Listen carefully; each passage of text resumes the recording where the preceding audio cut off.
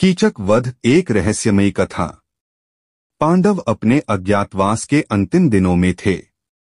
विराट नगर में युधिष्ठिर ने राजा विराट के सभासद कंक के रूप में, भीम रसोइया बल्लभ के रूप में, अर्जुन बृहन्नला के रूप में, नकुल और सहदेव अस्तबल और गौशाला के सेवकों के रूप में छिपे थे। द्रौपदी ने महारानी सुदेशना की सैरंध्री बनकर शरण ली थी। परंतु संकट तब उत्पन्न हुआ जब विराट नगर का सेनापति कीचक, जो राजा विराट का साला भी था, सैरंध्री की सुंदरता पर मोहित हो गया। वह बार बार उसे तंग करता और विवाह का प्रस्ताव देता, जिसे द्रौपदी ने बार बार अस्वीकार किया। खतरे की घंटी। एक दिन जब कीचक ने द्रौपदी का हाथ पकड़ लिया और उसे बलपूर्वक अपने महल ले जाने की चेष्टा की, तो द्रौपदी रोती हुई राजा विराट के दरबार में पहुंची। महाराज, मैं आपकी महारानी की दासी हूं। यह अधर्मी व्यक्ति मुझे तंग करता है, मेरा अपमान करता है। कृपया मुझे न्याय दीजिए। राजा विराट ने असहाय होकर कहा, कीचक मेरी बहन का भाई है, मैं उसका कुछ नहीं कर सकता।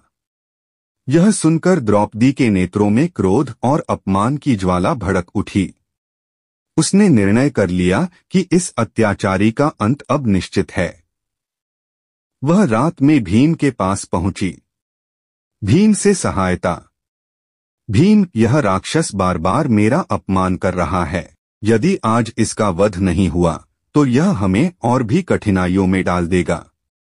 भीम क्रोध से भर उठे। द्रौपदी, अब और नहीं, कल ही इसका अंत होगा।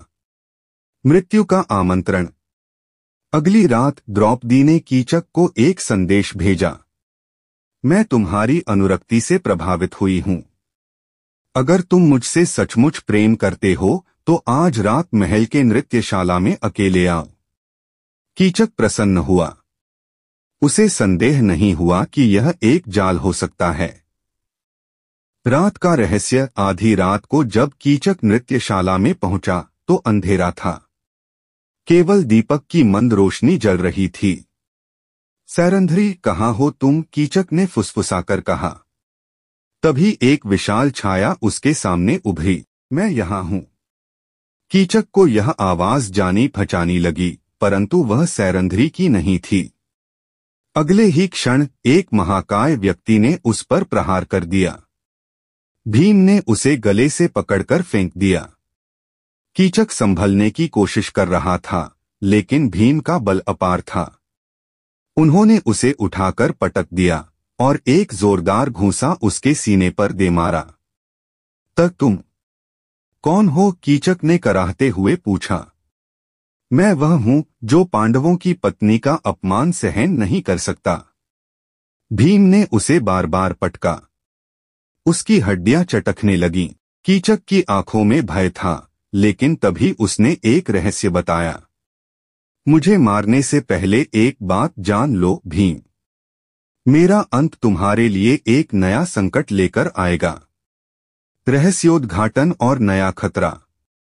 भीम ने कोई ध्यान नहीं दिया और कीचक का गला दबाकर उसका अंत कर दिया। नृत्यशाला में केवल सन्नाटा रह गया।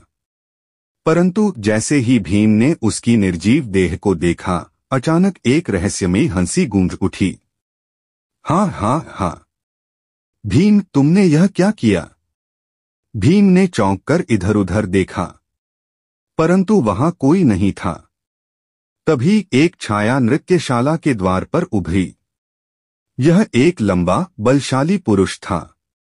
उसके नेत्रों में आग जल रही थी। मैं कीचक का भाई कालचक हूं, और अब मैं अपने भाई की मृत्यु का बदला लूंगा। भीम स्तब्ध रह गए।